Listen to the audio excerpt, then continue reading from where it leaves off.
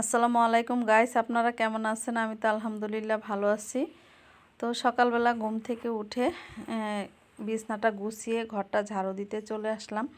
তো প্রথমত সবাই ঘুম থেকে উঠে বিছনা গুছিয়ে ঘর ঝাড়ু দেয়, তারপরে বাকি কাজগুলো করে।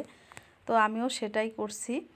আর কাল থেকে হচ্ছে মানে কি বলবো, মোবাইলে দেখতেছি ওই যে হাদি যে লোকটা মারা গেছে, ওনার জন্য এত লোক কান্না করতেছে। মানে কি বলবো, ওই লোকটা হয়তো খুবই ভালো একটা লোক ছিল। তো আগে তেমন একটা মোবাইলে দেখিনি ওনাকে। তো এই মারা যাওয়ার যখন গুলি করলো তখন থেকে হচ্ছে ওনার ভিডিও মানে অতিরিক্ত মোবাইলে দেখা যায়, ভাইরাল হয়ে গেছে।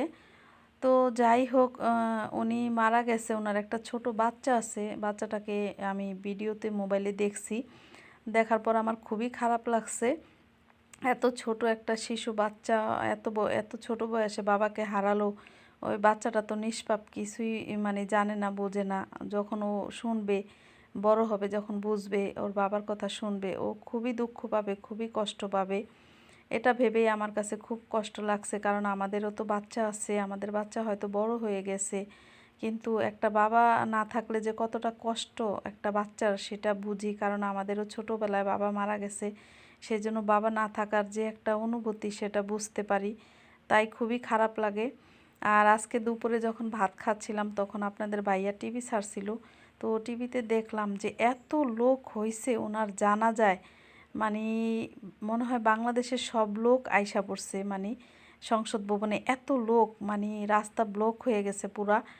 আমার জীবনে দেখিনি এত লোক আসছে মানুষ। মানে একটা লোক মারা গেছে, তো লোকটা খুবই ভালো ছিল হয়তো, সেজন্য জানি না, ভালো হোক খারাপ হোক, তারপরও আল্লাহর কাছে বলি যে আল্লাহ যেন ওনাকে জান্নাতবাসী করে, উনি যেন ওইখানে ভালো থাকে, সেই দোয়াই করি।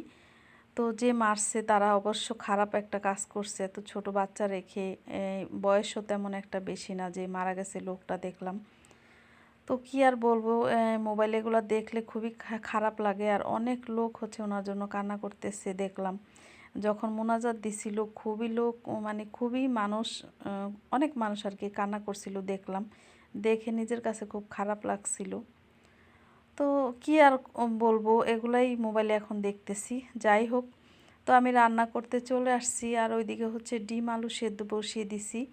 আর এখানে সিম আলু দিয়ে হচ্ছে ভাজি করব। একটু কপি ছিল, ফুলকপি ছিল অল্প একটু, তো ফুলকপিটা নিয়ে নিছি। আর ফুলকপির যে মাঝখানে বড় একটা ডাঁটা থাকে না, সেই ডাঁটাটা আমার খুবই ভালো লাগে খেতে। তো সেই ডাঁটাটাকে আমি কুচি কুচি করে একদম কেটে নিয়ে নিছি।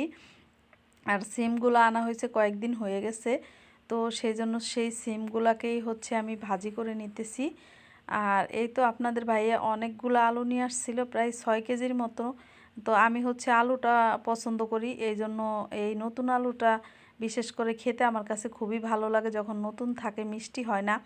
তো আপনাদের ভাইয়াকে বলছিলাম যে নতুন আলু নিয়ে আসো, অল্প করে আনছিলাম কিছুদিন আগে 2 কেজির মতো। তো ওগুলা শেষ হয়ে গেছে, তো আজকে বললাম, তারপরে 6 কেজির মতো নিয়ে আসছে। আর আমার কাছে ছোট আলুটাই সবসময়, আপনারা জানেন আমি ছোট আলু খেতে পছন্দ করি। তো সেই জন্য ছোটো আলুগুলাই নিয়ে আসছে। আমাদের এলাকাতেই দোকান আছে আলু পেঁয়াজ বিক্রি করে, তো ওনাকে বলছে, পরে উনি হচ্ছে 6 কেজি আলু দিয়ে দিছে। আর এনেই বলতেছিল যে আলুগুলা দেখো কীরকম। তো আমি বললাম যে না, ছোট বড় মিলিয়ে খুবই ভালো হয়েছে, নিয়ে আসছো। আলু তো আমার পছন্দ। তো আলু দিয়ে আজকে আনার পরে হচ্ছে ডিম দিয়ে আলু দিয়ে রান্না করব। আর এই যে সিম, ফুলকপি আর হচ্ছে আলু দিয়ে ভাজি করতেছি। আর ভাজিটা কি যে মজা হয়েছে খেতে, কি বলবো, দুপুরে যখন ভাত খাইছিলাম খুবই ভালো লাগছিল। আপনাদের ভাইয়া বলতেছিল যে ভাজিটা মজা হয়েছে, কাঁচামরিচ দিয়ে ভাজি করলাম। তো ভাজিটা হয়ে গেছে। আর এখানে ডিম নিয়ে নিয়েছি 5টার মতো। তো ডিমগুলাকে আলু দিয়ে রান্না করব। আর একটু ঝোল ঝোল করব। আপনাদের ভাইয়া হচ্ছে ঝোল ছাড়া ভাত খেতে পারে না, আর বাচ্চারাও ঝোল খেতে চায়, সেই জন্য ডাল রান্না করা একটা আমার কাছে মনে হয় প্যারা। মানে তরকারি রান্না করব, ভাজি করব, আবার ডাল রান্না করব, বিরক্ত লাগে ডাল রান্না করতে। তো সব সময় হচ্ছে ডাল রান্না করি না, মাঝে মধ্যে করি। আবার যখন যখন দেখি যে না, একটু তরকারি রান্না করলে হয়ে যায়, তখন আর ডালটা রান্না করি না আর কি, চেষ্টা করি না। তো সেই জন্য তরকারিতে একটু ঝোল রাখি, ঝোল রাখলে আর ডালটা চায় না হচ্ছে ঝোল দিলে। তো ওদের জন্য হচ্ছে ভুনা টুনা খাওয়া যায় না, ভুনা খেতে গেলে ডাল চায়, এই একটা মানে সমস্যা। তো যাই হোক, এখানে আমি ডিমটাকে একটু ভেজে নিছি, আর আলু আর ডিম তো আগেই সেদ্ধ করে নিছিলাম। তো নতুন আলু হচ্ছে সেদ্ধ আমি বুঝতে পারিনি, আমি ভাবছিলাম যে আলুটা সেদ্ধ করে নিলে হয়তো তাড়াতাড়ি হবে, সেটা ভেবেই সিদ্ধ বসাইছি। আর যখন আলুটা ছিলতে গেছিলাম তখন দেখি যে মানে ছোকলা আর উঠতেছে না, কি বলবো, আলুর যে ছোলকাটা সেটা উঠে না। তো আমি হচ্ছে নখ দিয়ে আঁচড়ে আঁচড়ে আলুটাকে ছিলছি, অনেক কষ্ট হয়েছে। তো এইটা একটা বোকামি করছি, বুঝতে পারিনি। আমি ভেবেছিলাম যে সেদ্ধ করলে তাড়াতাড়ি উঠে যাবে, আসলে নতুন আলু তো সেদ্ধ করলে আলুর ছোলকাট নেই, তো সেটা উঠা যায় না। আর আপনারা রান্না করার আগে হচ্ছে নতুন আলুটা চায়ের যে ছোট চামিচ থাকে না, সেই চামিচ দিয়ে কুড়িয়ে কুড়িয়ে হচ্ছে ছিলে নেবেন, তাহলে কিন্তু বটি থেকে তাড়াতাড়ি হয়। তো আমি সেভাবেই করি, আজকে এই বোকামিটা করছিলাম, তো সেই জন্য অনেকটা দেরি হয়ে গেছে। আর এই তো ডিম রান্না করার জন্য দিয়ে দিলাম পেঁয়াজ, তেজপাতা, দারচিনি, এলাচি, জিরা বাটা ছিল তো জিরা বাটা দিলাম, আর হচ্ছে আদা রসুনের একটু পেস্ট দিলাম বাটা, দিয়ে তারপরে হচ্ছে হলুদ, মরিচের গুঁড়া, ধনিয়া গুঁড়া, লবণ দিয়ে দিলাম, দিয়ে মশলাটাকে একটু কষাতে হবে। আর তরকারি রান্না করতে গেলে কিন্তু মনোযোগ দিয়ে রান্না করতে হয়। আপনি যদি মনোযোগটা অন্য কোথাও থাকে বা অন্য কোনো কেউ ডাকাডাকি করে বা অন্য কোনো কাজে মনোযোগ চলে যায়, তাহলে কিন্তু আপনি তরকারিতে একটা জিনিস দিতে ভুলে যাবেন। আর সেটা যদি ভুলে যান তাহলে কিন্তু তরকারি মজা হবে না। একটা জিনিস বলতে কি, আপনি যে কোনো একটা মশলা যদি আপনি দিতে ভুলে যান, যেটা যেটা দিয়ে রান্না করবেন, সেখান থেকে যদি আপনি একটা কিছু মিস করেন, তাহলে কি আপনার তরকারিটা স্বাদ হবে? হবে না। তো সেই জন্য কি, মনোযোগ দিয়ে রান্না করতে হবে, সব কিছু দিয়ে রান্না করলে হচ্ছে তরকারির স্বাদ হয়। তো যাই হোক, আমার আলুটা একদম কথা বলতে বলতে কষানো হয়ে গেছে। আর ডিমটাকে দিয়েও 2-1 সেকেন্ডের মতো একটু লাড়াচাড়া দিয়ে মশলার সাথে মিক্স করে তারপরে ঝোলের পানিটা দিয়ে দিব। আর ডিমের তরকারিটাও খেতে আজকে কিন্তু অনেক মজা হয়েছিল।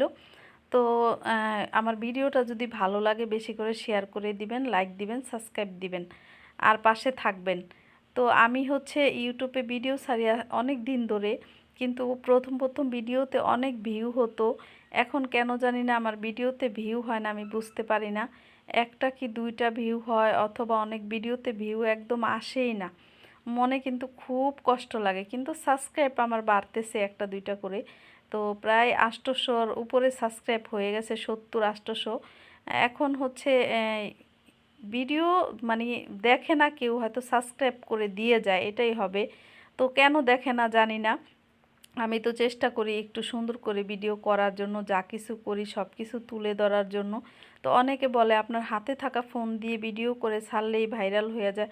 আরে ভাই, হাতে থাকা ফোন দিয়েই তো ভিডিও করতেছি, হাতের মোবাইলটা যেই রকম আছে সেটা দিয়েই ভিডিও করতেছি, তারপরেও তো আপনারা দেখেন না। কেন দেখেন না বুঝি না। সবাই যদি ভিডিও করে করে ছেড়ে দেয়, কারো ভিডিও কেউ না দেখে, তাহলে হবে? আমি তো প্রায় মানুষের ভিডিও দেখি, দেখে গঠনমূলক একটা কমেন্ট করি, করে তারপরে হচ্ছে ভিডিওটা মানে দেই। কিন্তু আমার ভিডিও দেখতে গেলে কেন দেখে না জানি না। কেন, আমার রান্না কি একদম পচা? খেতে কি ভালো হয় না আমার রান্না? আমার বাসা তো সবাই খেয়ে অনেক প্রশংসা করে আমার রান্না। তো আপনারা কেন দেখেন না বুঝি না আমি। আর ভিডিও কি করলে দেখবেন, কমেন্ট করে জানিয়েন তো। আর ভিডিওতে কি বাকি আছে সেটা দেখানোর, আর কি সমস্যা আছে। আমি হচ্ছে ভিডিওর ক্যামেরাটা, সামনের ক্যামেরাটা ভালো না, সেজন্য সামনে দিয়ে ভিডিও করি না, পিছনের ক্যামেরাটা একটু ভালো। তো ক্যামেরা আর হচ্ছে মোবাইল, দুইটা তো অনেক পার্থক্য, তাই না? তো মোবাইল দিয়ে ভিডিও করলে একটু ঘোলা ঘোলা আসে, আর যারা হচ্ছে টাকা কামাই করে বেশি বেশি করে আর্নিং করতেছে মোবাইল থেকে, তারা তো একদম ক্যামেরা ট্যামেরা কিনে বড় ভিডিও করতেছে। আর যাদের হাজবেন্ড হচ্ছে টাকা পয়সা দেয়, সংসারের খরচপাতি হাতে তারা জমাইতে পারে, জমিয়ে হচ্ছে কিছুটা করে।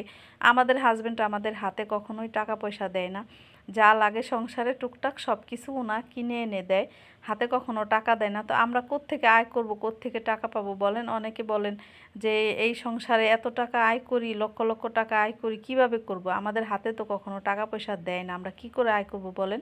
তো সেই জন্য ভাবলাম যে মোবাইল দিয়ে একটু ভিডিও করে ছাড়ি, দেখি ভাইরাল হতে পারি কি না, বা ভিউ ফলো আসে কি না। তাহলে হচ্ছে দুই একটা টাকা হাতে আসবে, তাহলে একটা ভালো দেখে ফোন কিনবো, অথবা একটা ক্যামেরা কিনবো, কিনে ভিডিও করব। তো এইভাবেই তো আগাবো, তাই না? তো এই সাধারণ মানুষ, রাস্তাঘাটের মানুষ ভিডিও ছাড়লে একদম ভাইরাল হয়ে যায়, একদম দেখা টেখা শেষ করে ফেলায়, আপনারা একদম ভিউ বাড়ায় দেন। আর আমাদের একটা ভিডিও ছাড়লে কেউ দেখেনও না, ভিউ বাড়ান না, মানে সাবস্ক্রাইবও করতে চান না। তো কেন এত হিংসা মানুষের মনে কেন? সবাই সবার ভিডিওটা দেখি, গঠনমূলক কমেন্ট করি, সাবস্ক্রাইব করি, তাহলেই তো আমাদের একজন আরেকজনের আগাতে পারবো, সামনের দিকে যেতে পারবো। তো আমি বলবো না ওনার ভিডিও আমি দেখবো না, আমি কমেন্ট করব না, কিছুই বলবো না, তাহলে কি আমার ভিডিওটা কেউ দেখবে? দেখবে না। তাহলে একজনের ভিডিও আরেকজনের দেখতে হবে, সেটা না দেখে আপনারা গঠনমূলক একটা কমেন্ট করে চলে যান। তো ভিউটা হবে কোত্থেকে? আমার মোবাইলে আমার ভিডিওতে দেখি ভিউই নেই। আগে আগে ভিউ হইতো, কিন্তু এখন তেমন একটা ভিউ হয় না।